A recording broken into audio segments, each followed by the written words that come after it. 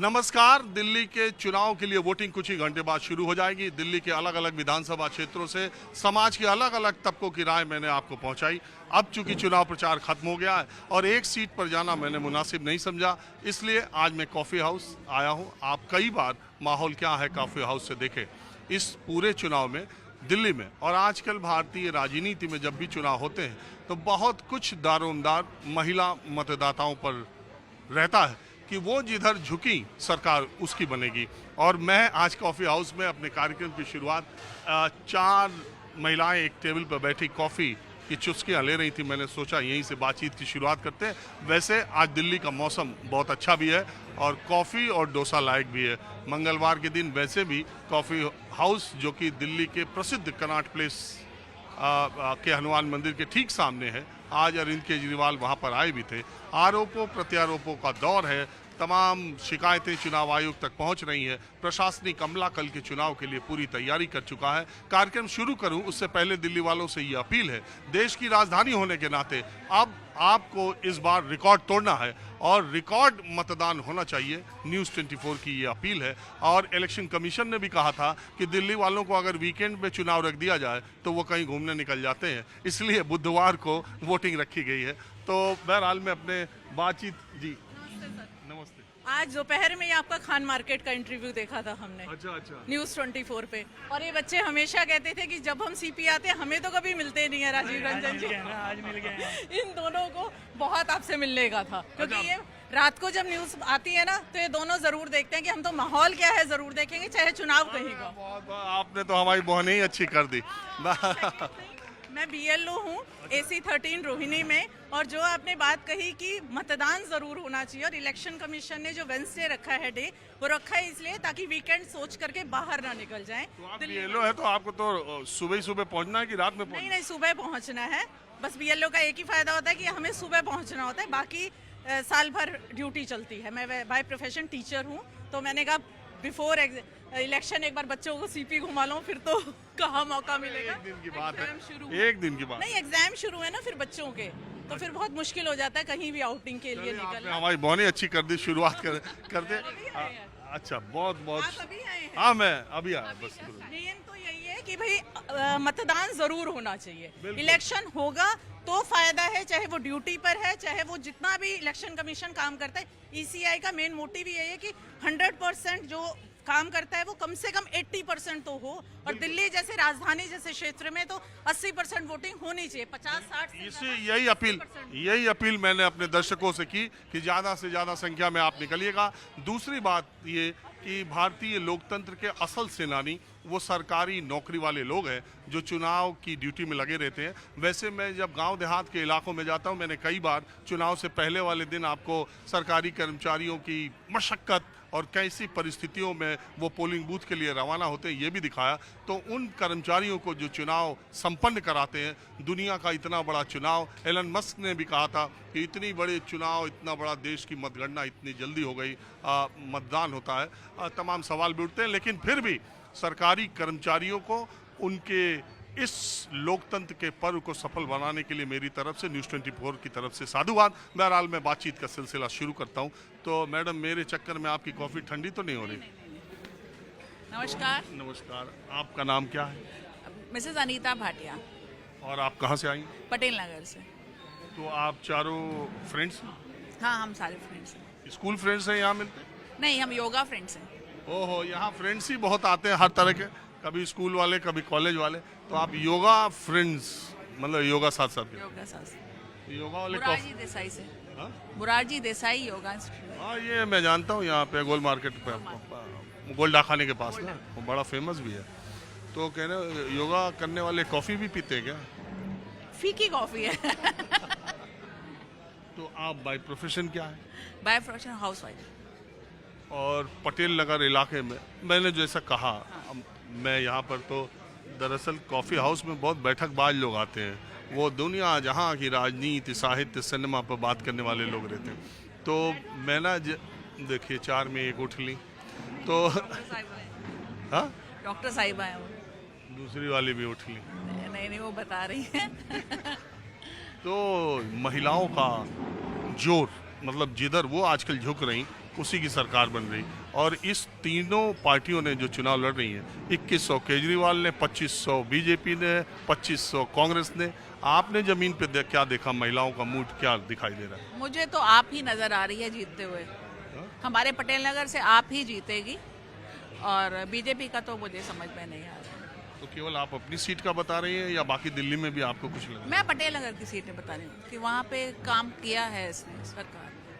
लेकिन बीजेपी वाले कहते हैं क्या किया है 10 साल में? क्या किया? यमुना नहीं साफ की, रोड्स नहीं बनाए। अब यमुना नहीं साफ करी तो पहले कब साफ थी? पहले कब साफ थी? काम तो हुआ है, बिजली हमें फ्री मिलती है, पानी फ्री है, काम तो हुआ है, पटेल नगर में काम हुआ है। और ये जो चुनाव प्रचार हुआ, कोई बड़े मियाँ छोटे मियाँ, कोई बड़ा गुंडा छोटा गुंडा कह रहा है, ये जो भाषा चुनाव में नेताओं की रही, और वो सब बड़े पदों पर है, मुख्यमंत्री रहे, गृह मंत्री। पॉलिटिक्स है, ये सब पॉलिटिक्स है, इसमें कोई किसी का। अब सारे चोर हैं, मानते हैं आप? नहीं, हम तो नहीं मानते। मैं ये चोर ऐसे नहीं बोलूंगी, वरना सब जो भी सीट पे बैठता है हेरा फेरी तो है। अच्छा, आप ये कह रहे हैं सब भ्रष्टाचार सब करते सच है, बाकी जो काम जिसका हो गया हो गया। हैं। अच्छा, ये फ्रीबीज का कितना असर है दिल्ली के चुनाव में? किसका? ये फ्रीबीज, फ्री। हाँ, लोग कर रहे हैं। हमारे पटेल नगर में स्कूल्स अच्छे बन गए हैं, हॉस्पिटल हमारे घर के पास है, बहुत अच्छी है, काम हो रहा है वहाँ पे। और अपना उसका आधार कार्ड दो तो बाहर भी हमारा प्राइवेट इलाज हो जाता है, सब कुछ होता है। तो लोग इंटरेस्टेड हैं आप में। अभी जो काम हो रहा है वो आपके थ्रू ही हो रहा है। मैडम, आप क्या करती हैं? नमस्कार सर, मैं टीचर हूँ। गवर्नमेंट? नहीं, प्राइवेट स्कूल।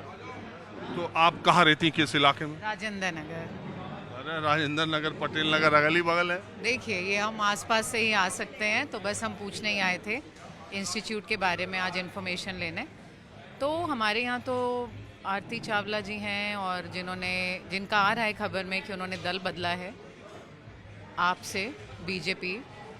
तो डिवाइडेड है ओपिनियन, क्योंकि जहाँ बैठो वहाँ लोगों का कोई एक क्लियर कट नहीं है। जैसे ये आप कह सकें, मैं नहीं कुछ कह पाऊँगी, क्योंकि सड़कें हमें टूटती हुई दिख रही हैं। जो इतनी बड़ी क्रेन खड़ी है इस समय नानक प्याऊ, ये जो गुरुद्वारा है गंगाराम वाली रोड पे, वहाँ पे एक बड़ी सी क्रेन खड़ी हुई है, जो इन दिनों में अगर हिल रही है और काम हो रहा है तो उसी से पता चलता है कि 10 साल में कुछ नहीं हुआ। 10 साल में कुछ नहीं हुआ, या वो लोग अभी के लिए भी शांति नहीं चाहते, 2 दिन में भी आपको हिलाना डुलाना ही चाहते हैं, बस और कुछ नहीं। बाकी आपको लगता क्या है कि बीजेपी के सरकार में आने के चांसेस कितने हैं?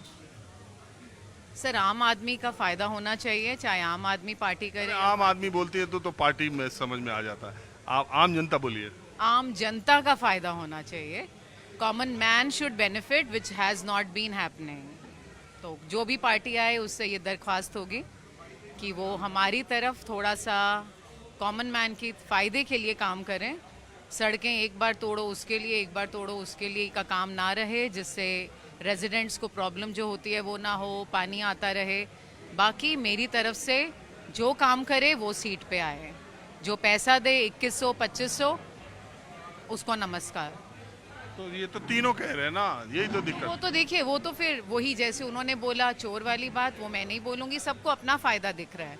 तो अगर जनता का कोई फ़ायदा देख ले तो वो मुश्किल लग रहा है, पर अगर कोई पहन सकता है ऐसा कोई चश्मा जिसमें जनता दिखे, तो आप लोगों को से रिक्वेस्ट है कि कुछ हमारे आम आदमी के लिए भी करके जाएं। धन्यवाद। अच्छा, नहीं, धन्यवाद का अभी बात रही अभी जाती कितनी है, रहेगी? नहीं थोड़ी और रह जाती है। एक दो सवाल, एक टीचर होने के नाते, ये अरविंद केजरीवाल और उनकी गवर्नमेंट, आम आदमी पार्टी, ये इतना प्रचार करते हैं स्कूलों के अच्छा होने का। देखो जी, हमने स्कूल अच्छा, अरविंद केजरीवाल हर भाषण में कहते हैं अगर बीजेपी आ गई तो आपके स्कूलों को हमने बड़ी मुश्किल से अच्छा किया है, वो ख़राब हो जाए। आप मानती हैं कि स्कूल में और अस्पतालों के मामले में आम आदमी पार्टी ने पिछले 10 साल में ऐसा काम किया है? देखिए, मुझे मेरी काम वाली के थ्रू जो पता चलता है, स्कूलों में डेफिनेटली चेंज आया है। स्कूलों में डेफिनेटली बच्चे पे ध्यान जा रहा है। अब वो इंडिविजुअल स्कूल का भी हो सकता है और उस क्षेत्र का स्कूल भी हो सकता है। हो सकता है वो प्रिंसिपल ज़्यादा अच्छी रही हों, या हो सकता है उस एरिया में ऐसा रहा हो, वो मैं नहीं निर्णय ले सकती। मैं निष्कर्ष नहीं निकाल सकती उसका। तो मेरी काम वाली बहुत खुश है, जो मैंने पहले नहीं देखा था पर पिछले कुछ सालों में देखा है।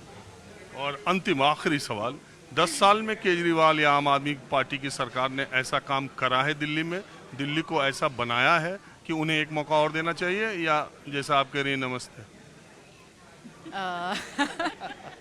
सर देखिए, आम आदमी को फायदा होता है अगर आप थोड़ा सा उसका पैसा बचा रहे हैं पानी से, और उससे बस ये फायदा होता दिखा है। बाकी मुझे कोई ऐसे चेंज, हाँ वो झंडे दिखे हैं कुछ, और जो राउंड अबाउट्स हैं वो थोड़े से सुंदर हुए हैं। अब वो किसके अंडर आते हैं वो तो भैया आप लोग डिसाइड कर लो।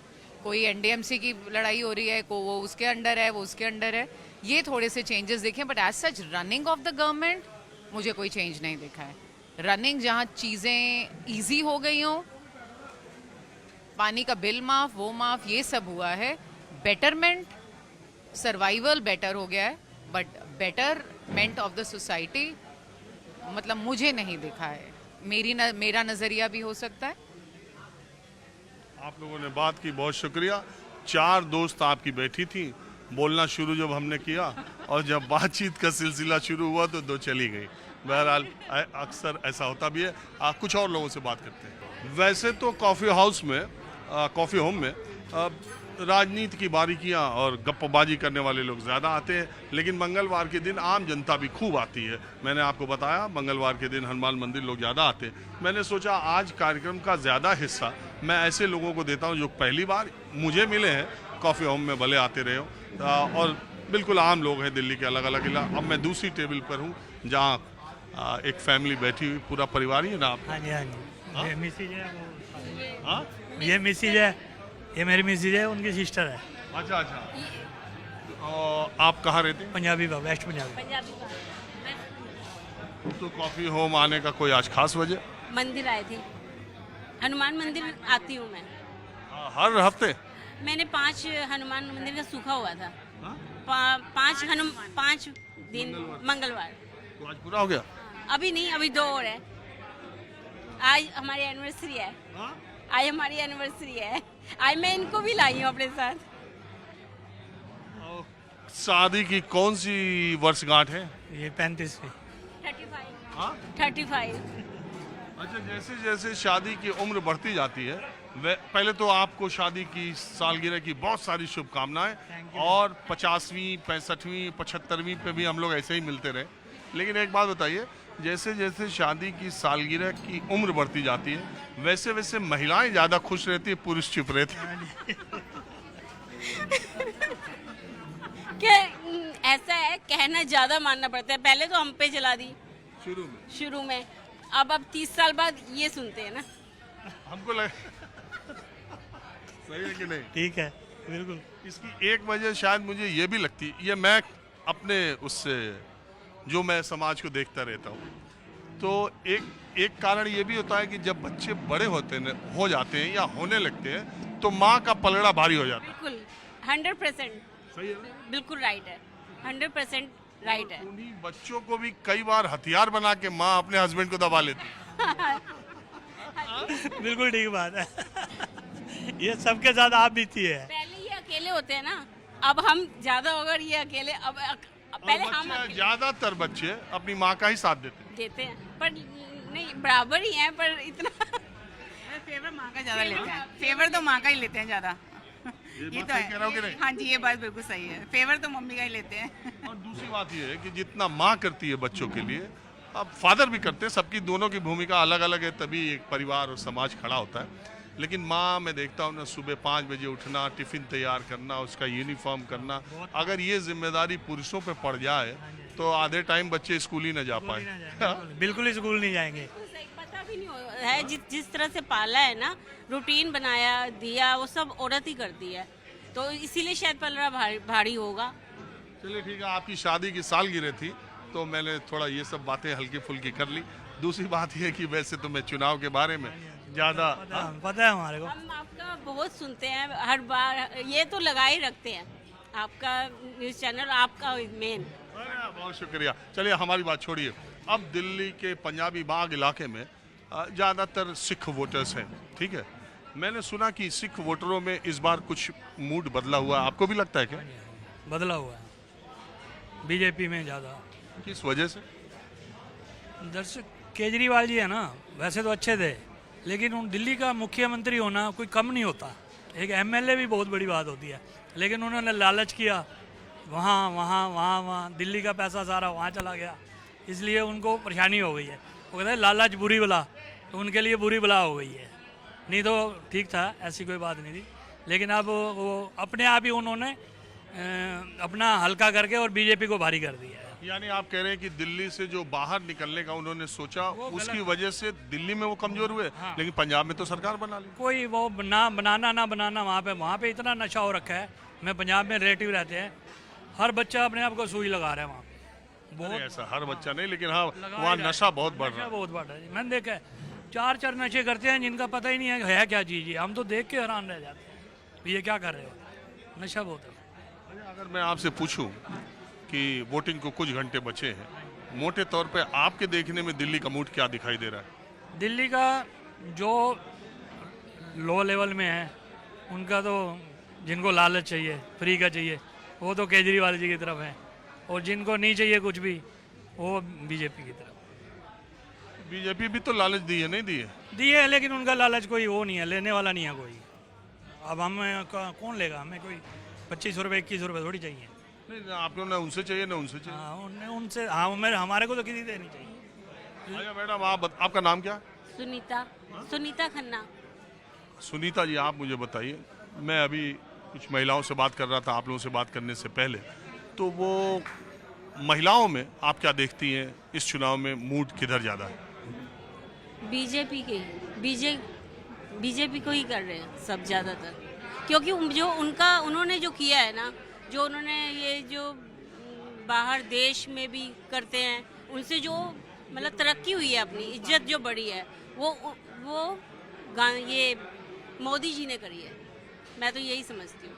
और अब भी ये श्रीनगर वगैरह की ये ट्रेन वगैरह जो चल पड़ी है, अब भी ये आज ही में हम देख रहे थे ना कि और भी कुछ हुआ है, आज उन्होंने किया है, बाकी मेरे को अभी याद नहीं है, पर ऐसा कोई कर नहीं सकता।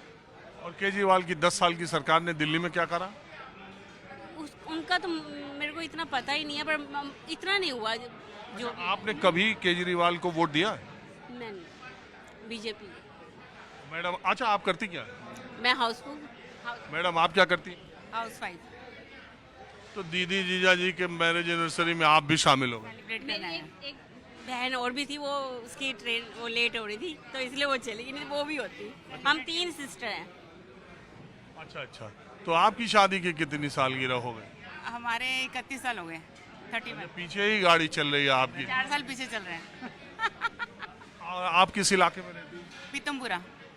आपके इलाके में क्या माहौल आपने देखा? इन लोगों ने तो पंजाबी बाग का बताया, दिल्ली का, इनको दिखाई दे रहा, आपको क्या दिखाई दे रहा? बीजेपी आपको लग रहा है सरकार बना लेगी बीजेपी? बिल्कुल बनाएगी, बिल्कुल बनाएगी, क्योंकि इस बार उन्होंने इतना बुजुर्गों के लिए भी आयुष्मान ये वो कितना कुछ किया है। मतलब अभी तो सीतारमन जी ने भी वो टैक्स भी थोड़ा अच्छा रिजनेबल दे दिया है सबको। वो बजट बहुत अच्छा दिया, टैक्स 12 लाख तक फ्री कर दिया। उसके बाद भी बच्चों को काफ़ी कंफर्टेबल हुए हैं। बच्चे जो MNCs में हमारे बच्चे काम करते हैं, थोड़ा उनको बेनिफिट हुआ है। खुद ही बता रहे थे, मम्मी नहीं थोड़ा पहले 30% पे था, अब थोड़ा और कम में, अब 5% कम पड़ जाएगा, ये वो बच्चों को थोड़ा बेनिफिट हुआ है। चलिए ठीक है, आप लोगों ने बात की। योगी जी ने जो किया है ना इस बार प्रयागराज में, वो देख के तो बहुत खुशी हुई है। अरे वो तो वहाँ कुंभ में इतनी भगदड़ हो गई और आंकड़े छुपाए जा रहे हैं, उनके ऊपर बात है कि वो तो पब्लिक की भी गलती है, पब्लिक की गलती। अपने से अपनी जान देता है मैडम। वो जो सोए हुए थे ना, जो सोए हुए थे या कुछ था, उसमें हम उनका नहीं, लेकिन उन्होंने इंतजाम बहुत किया था। इंतजाम तो जब कुंभ हो रहा, हजारों साल से हर बार इंतजाम होता है, लेकिन जब भगदड़ होती है, जब इस तरह से मौतें होती हैं, पहली बात तो ये कि पहले अफवाह कहा गया, दूसरी बात की मौतों का आंकड़ा नहीं सार्वजनिक हुआ, तीसरी बात बहुत सारी चीज़ें आ जाएंगी कि उसको दबाया जा रहा है। मैं मानता हूं कि वहाँ पर भीड़ बहुत ज़्यादा थी, और इतनी भीड़ पे 10 करोड़ लोग इकट्ठा हों, 3 लाख पूरे उत्तर प्रदेश के पुलिसकर्मी हैं, अगर सारे जिलों के उतार के भी लगा दिए जाएं तो भी नहीं है। लेकिन फिर भी देखो, कोई भी जो व्यवस्थापक होता है व्यवस्था में कमी आने पर उंगली उसके ऊपर उठती है। और बाकी आप अपनी फैमिली का कोई प्रोग्राम हो ना तो उसमें 500 बंदों को भी संभालना मुश्किल हो जाता है। तो कहना तो आसान है, किसी को मतलब वो अलग अलग बातें हैं। बहरहाल कुंभ की बात अभी नहीं करते हैं, आज दिल्ली की बात करते हैं। कुंभ में जाने वाला हूँ, अब अभी कुछ और लोगों से बात करता हूँ। और अब हम आ गए उस टेबल पर जिस पर सबसे ज़्यादा सियासी गपशप होती है। कई बार आपने देखा भी होगा, कुछ चेहरे आपके जान पहचान के भी होंगे, कुछ चेहरे नए भी दिखाई दे रहे हैं। और यहाँ पर पूरी गोल मेज कॉन्फ्रेंस हो रही है दिल्ली चुनाव से ठीक पहले कि पलड़ा किधर झुका। सबसे पहले क्या कुछ पूजा पाठ कर रहे थे? नहीं कुछ नहीं। मैंने सोचा कहीं डिस्टर्ब तो नहीं मैं नहीं नो। तो आपका नाम क्या है? मेरा नाम पुरुषोत्तम है। आप क्या करते हैं? मैं तो रिटायर्ड आदमी हूँ, पढ़ता लिखता हूँ। रिटायरमेंट के बाद भी पढ़ते लिखते हैं? हाँ जी, यहाँ जाता हूँ, भाई लोगों से मिलना जुलना हो जाता है। तो लिखते क्या है? फिलहाल तो मैं एक सिलसिलेबंद किताब लिख रहा हूँ सूफीज़म पर। सूफीज्म पर, सूफीवाद पर? किसके ऊपर लिख रहे हैं? कबीर पर? उसमें हाँ कबीर भी है और आपका जायसी भी है और उसमें आपका चिश्ती शोराबा एक ख़ानदान है सूफियों का, जिसमें ख्वाजा मोइनुद्दीन चिश्ती आते हैं, ख्वाजा बख्तियार काकी आते हैं। सलीम चिश्ती भी आते हैं? हाँ सलीम चिश्ती, चिश्ती ख़ानदान है। जैसे एक संप्रदाय है, that is the traditions of Sufism. एक ख़ानदान है, एक सिलसिला है जिसमें सूफी लोग आते हैं। मोइनुद्दीन चिश्ती दिल्ली जो है 22, वहाँ तो एक मोइनुद्दीन चिश्ती है, गरीब नवाज ख्वाजा वहाँ पर अजमेर में एक ही है, मोइनुद्दीन चिश्ती। दिल्ली 22 ख्वाजाओं की चौखट है, यहाँ 22 ख्वाजा हुए हैं, इसलिए आदमी भूखा उठता नहीं है, भूखा सोता जरूर है। भूखा उठता जरूर है, सोता नहीं है। यहाँ रहमो करम है 22 ख्वाजाओं का, जिनके दम पर ये शहर दिल्ली, जिसको शाहजहानाबाद कहते हैं, जिसका ताल्लुक शाहजहानाबाद से है। तो पहले तो पुरुषोत्तम जी एक बात ये बताइए, जब देश में इस तरह का माहौल बना फिर रहा है तो पुरुषोत्तम जी ख्वाजाओं और चिश्तियों के बारे में अध्ययन कर रहे हैं। आजकल की जो धारा बह रही है, समझ ही रहे मैं कहना क्या चाहता हूँ, समझ गए? महासमर का विगुल बच चुका है। लोकतंत्र का पर्व हम कल मनाने जा रहे हैं। ये हमारी आस्थाओं का, प्रजातंत्र की प्रतीकता का स्वर है, जिसकी लय में हम सब दो लोग, सारा मुल्क गाने के लिए तैयार है। और 5 अर्जुन का 5 जन्य किसके पास है, ये जनता तय करेगी। उसी पे जो है हार जीत का फैसला होगा, क्योंकि महाभारत जो महासमर तैयार है, अर्जुन का गांडीव, अर्जुन का तरकश, उसका बरकश और 5 जन्य का जो ध्वनि जहां जाएगी वहां जीत निश्चित होगी। अच्छा, आपने सलीम चिश्ती, चिश्तिया संप्रदाय के बारे में चर्चा की तो एक मजेदार किस्सा मुझे याद आ गया। एक जोकी समझिएगा, हम लोग पढ़ाई के दिनों में वो एग्ज़ाम देते थे, कॉम्पिटिटिव एग्ज़ाम, तो हमारे 2 जूनियर, उनका सेंटर पड़ा आगरा, तो उन्होंने कॉम्पिटिटिव एग्ज़ाम शायद यूपी पीसीएस का था, वो एग्ज़ाम देने से पहले सोचा कि दरगाह पे चलें और मन्नत मांग लें, फतेहपुर सीकरी सलीम चिश्ती की दरगाह पे, तो या दर्शन कर ले। तो दोनों गए दोस्त, दर्शन करके निकले। उसमें से एक वाले ने दूसरे से पूछा कि तुमने क्या मांगा? तो बोला यार एग्ज़ाम देने आए और क्या मांगेंगे। तो बोले किससे मांगा? तो बोला मोइनुद्दीन चिश्ती थे। बोला अरे यार दरगाह तो सलीम चिश्ती की है। समझे? बहरहाल उस एग्ज़ाम में तो शायद दोनों का नहीं हुआ, लेकिन उसमें से एक अब उत्तर प्रदेश काडर का आईएएस होने वाला है और एक एसडीएम पोस्ट पे पहुंच गया। शायद मेरा कार्यक्रम दोनों देख रहे होंगे तो वो समझ भी गए होंगे। बहरहाल अब बातचीत का सिलसिला आगे शुरू करता हूँ। सूफिज़्म से मैं भी बहुत प्रभावित हूँ, मुझे बहुत पसंद है कबीर, मुझे बहुत पसंद है रस खां, जायसी। तो मैं आपसे ये जानना चाहता हूँ कि आप भी कुछ लिखते पढ़ते हो, तो बड़ा चुनाव मतलब लिखते हो, गाते हो गीत, कविताएं, तो बड़ा चुनाव मेरे कार्यक्रम में ये जीतेगा, वो हारेगा, इसका कटेगा, उसका आएगा, ये बहुत हुआ। तो थोड़ा हल्का आज मूड है, कुछ सुनाते तो हमारे दर्शकों को भी अच्छा लगता है। मैदान की हार जीत तो मुकद्दर की बात है। मैदान की हार जीत तो मुकद्दर की बात, मैदान की हार जीत तो मुकद्दर की बात है। टूटी है किसके हाथ में तलवार देखना। मैदान की हार जीत तो मुकद्दर की बात है, टूटी है किसके हाथ में तलवार देखना। दरिया के उस पार तो किनारे भी फूल भी, दरिया चढ़ा हुआ हो तो उस पार देखना। वाह वाह वाह वाह वाह वाह, ये आपका लिखा है? ये मेरा नहीं है, टिपा हुआ? ये निदा फाजली साहब का शेर है।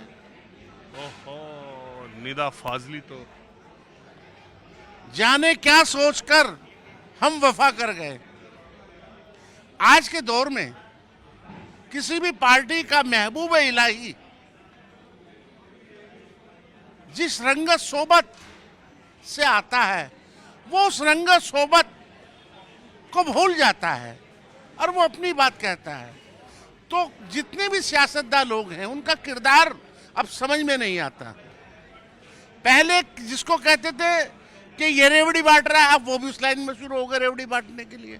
तो किसी के किरदार में कोई ज्यादा फर्क नहीं है। अब हम आवाम के लोग हैं, हम क्या करें? हम सतो पंज में हैं। पहले किसी को अना के माथे पे तिलक कर दिया, वो सोचने लगा कि मैं ही सब कुछ हूं। अब वो जुमलेबाजी भी गई, अब वो जुमलेबाजी जो है वो रेडियो पे आ गई। तो चंद लाइन कह रहा हूं, सुन लीजिए। हाँ, सुना दीजिए, इरशाद। जाने क्या सोचकर हम वफा कर गए, जाने क्या सोचकर हम वफा कर, जिंदगी में यही एक खता कर गए। जाने क्या सोचकर हम वफा कर गए, जिंदगी में यही एक खता कर गए। ये मेरे शहर के रहनुमाए वतन, वो मेरे शहर के रहनुमाए वतन, जिस तरफ भी गए करबला कर गए। वाह वाह वाह, कुछ तरन्नुम में भी हम तो सुना देंगे आप। अरे सुन रहे तो हमने तो पहले ही कहा कि कुछ मूड को हल्का करा जाए। फिर तो अब देखिए मैं क्या है, शेर व शायरी, कविताएं, सियासतदान तो नहीं गीत, हूं। संगीत, ये रूह तक पहुंचने वाली चीज है ना। कुछ खास ही ताल्लुक है मोहब्बत का जुनू से। दीवाने तो होते हैं, बनाए नहीं जाते। वाह वाह वाह, दीवाने तो होते हैं, बनाए नहीं, बनाए नहीं जाते। जो आप जो बात कर रहे हैं, तो मैं भी इसमें एक शेर सुना देता हूँ। कहिएगा। दीवानों की बस्ती में होशियार ही बसते हैं, रखते हैं ताल्लुक भी, आवाज भी कसते हैं। क्या बात है, क्या बात है, क्या बात है। तो जरा आप तरन्नुम में, उम्र भर छुपा के रखा राजे मुफलसी हमने, उम्र भर छुपा के रखा राजे मुफलसी हमने, मगर कफन के पैबंद ने सारी दास्तां कह दी। वाह वाह वाह, तो मिला है क्या किसी को अमीरी से, दिलों के साह तो अक्सर गरीब होते हैं। हाँ, तकसीम हो गया हूँ खैरात की तरह, तकसीम हो गया हूँ खैरात की तरह, दुनिया किसी फकीर की चादर लगी मुझे। वाह वाह वाह वाह वाह। तो अब आप या तो दीवाना हंसे या जिसे तू तौफीक दे, या तो दीवाना हंसे या जिसे तू तौफीक दे, वरना तेरी इस दुनिया में आके मुस्कुरा सकता है कौन। वाह वाह, तो एक कथा सुन लीजिए, तरन्नुम की बात कर रहे हैं। तरन्नुम में सुनाइए। क्या देते? सुनाइए।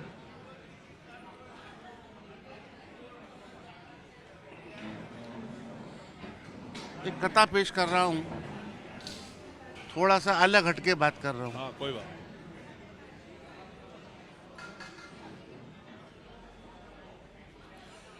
हर एक रंज में राहत है आदमी के लिए,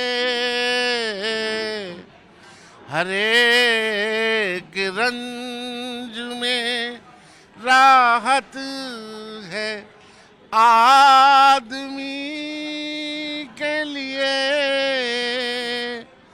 क़याम मौत भी मुज़दा है जिंदगी के लिए।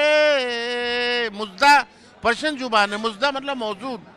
हर एक रंज में, आपकी सारी बात का निचोड़ का जवाब दे रहा हूँ जो आपने अपने मन में रखा है, लेकिन साफ नहीं कहा। मैं भी सारी बात का जवाब दे रहा हूँ। ये सियासत में भी है, विरासत में भी है, कयासत में भी है, जो मैं अब कथा पढ़ रहा हूँ। हर एक रंज में राहत है आदमी के लिए, क़याम मौत भी मुज़दा है जिंदगी के लिए। ये जमाने को क्या हो गया या रब, ये जमाने को क्या हो गया या रब, किसी के दिल में मोहब्बत नहीं किसी के लिए, किसी के दिल में मोहब्बत नहीं किसी के लिए। अब भाग की बात जो अभी आप कर रहे थे, चमन में फूल भी हर किसी को नहीं मिलते, चमन में फूल भी हर किसी को नहीं मिलते। बाहर बसंत पंचमी है, बाहर आती है लेकिन किसी किसी के लिए, बाहर आती है लेकिन किसी किसी के लिए। हमारे बाद अंधेरा रहेगा महफिल में, हमारे बाद अंधेरा रहेगा महफिल में। बहुत चिराग जलाओगे रोशनी के लिए। वाह वाह वाह वाह वाह वाह वाह। देखिए, जो शेर व शायरी में इंटरेस्ट लेता है, जो जिसकी दिलचस्पी होती है, उसको अगर आप एक बार छेड़ दीजिए तो फिर उसका तरन्नुम, उसके अंदर की चीज़ें आने लगती है। एक जोक इस पे भी सुना देता हूँ। फिराक गोरखपुरी बहुत फेमस शायर है जिनका नाम आपने लिया, निदा फाजली। फिराक गोरखपुरी अपने अंतिम दिनों में जब एम्स में भर्ती थे, तब जो संस्मरण है उसमें ये कि वो निदा फाजली को बहुत याद किया करते थे और बहुत ही उम्दा शायर के तौर पर निदा फाजली को भी मानते थे। फिराक गोरखपुरी का एक जोक है जो मुशायरों में सुनाया करते थे। उन्होंने कहा कि कुएं में एक आदमी गिर गया, उसकी आवाज़ सुनते सुनते एक दूसरा आदमी भी गिर गया। पहला आदमी जो पहले से गिरा था उसने पूछा, उस दूसरे आदमी ने उससे पूछा जो बाद में गिरा, उसने कहा कि आप इसमें कैसे गिर गए? उन्होंने कहा मैं तो राहगीर था, राहगीर जा रहा था, मैंने कुआं नहीं देखा, मैं नीचे आ गया। तो उन्होंने कहा आप कैसे गिर गए और आप क्या है? तो उन्होंने कहा मैंने आपकी आवाज़ सुनी कि यहाँ आदमी है, मैं कोशिश देखने के लिए आया और मैं गिर गया। तो उन्होंने कहा ओहो, आप मेरी वजह से गिर गए? तो उन्होंने कहा आप करते क्या? तो उन्होंने कहा शायर। तो उन्होंने कहा ज़रा एक शेर सुन लीजिए। तो कुएं के भीतर ही उनको जैसे ही एक आदमी मिला वैसे ही उन्होंने शेर भी सुनाना शुरू कर दिया। बहरहाल हल्की फुल्की बातों से इतर, अब दिल्ली के चुनाव का माहौल क्या है जान लाइन और सुन लीजिए, और देखिए। एक लाइन और अरे मैं कुएं वाला राहगीर नहीं हूँ। अब 2 मिनट सुन लीजिए। एक डॉक्टर उपेंद्र बख्शी एक कॉन्स्टिट्यूशनल एक्सपर्ट हैं, एक पर्सनालिटी हैं हिंदुस्तान की, जिन्होंने साउथ अफ्रीका का संविधान लिखा। वो मुझे जूरिस पढ़ाया करते थे कैंपस लॉ सेंटर में। तो उनका एक जुमला था, जुमलेबाजी की बात बहुत हो रही है, तो उनका एक जुमला था, actus plus mens rea is equal to crime, that is the basic phenomena of the Roman law. Actus means action, French magazine है। Action, actus means action plus mens rea means maleficent intention. Whenever the maleficent intention has entered in the mind of the human beings, an action has been taken, that is the crime. That is the definition of crime. तो मैं एक बात कह के अपनी बात खत्म कर रहा हूँ। लॉ का भी स्टूडेंट रहा हूँ मैं। जज्बे शौक शहादत को क्या कीजिए, जज्बे शौक के शहादत को क्या कीजिए, एक दर्द नया हमने सर ले लिया। अब लोकतंत्र का पर्व वोट तो डालना है, हम सतोपंज में हैं, क्या करें, किसको वोट दें? जज्बा शौक शहादत को क्या कीजिए, एक दर्द नया हमने सर ले लिया, और कत्ल होने से आखिर कब तक बचे, कातिलों के मोहल्ले में घर ले लिया।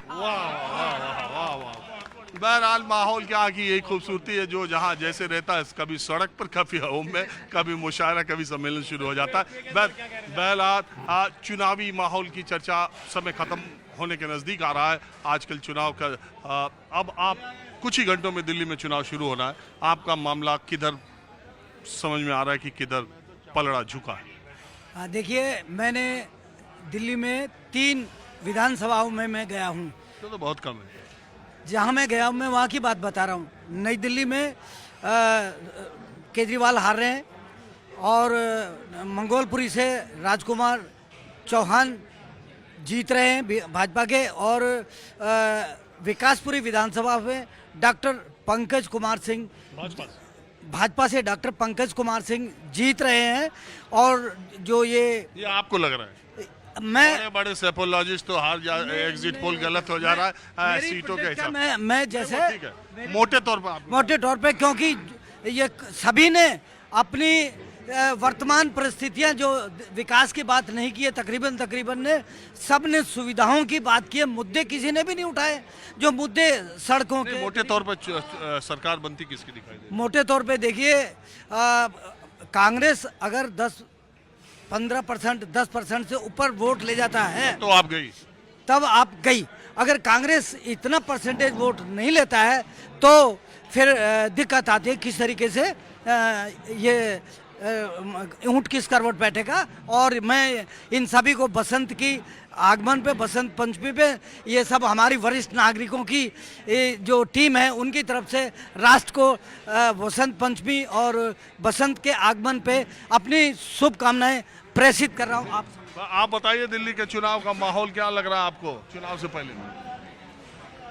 अभी तो दिल्ली के चुनाव में थोड़ा जितने प्रचार हो चुके हैं और जितने जो लोगों से जान पहचान और लोगों से जो बातें करके, बहुत मैंने दिल्ली को घूमा नहीं, बहुत गहराई में नहीं गया, बहुत पिछड़े और बाहरी दिल्ली या पूर्वी दिल्ली के बहुत सारे इलाकों में नहीं गया हूँ। लेकिन जहाँ तक मैं लोगों से संपर्क किया, लोगों से बातचीत किया, जो मेरी समझ है उसके अनुसार तो बड़ा बोलो।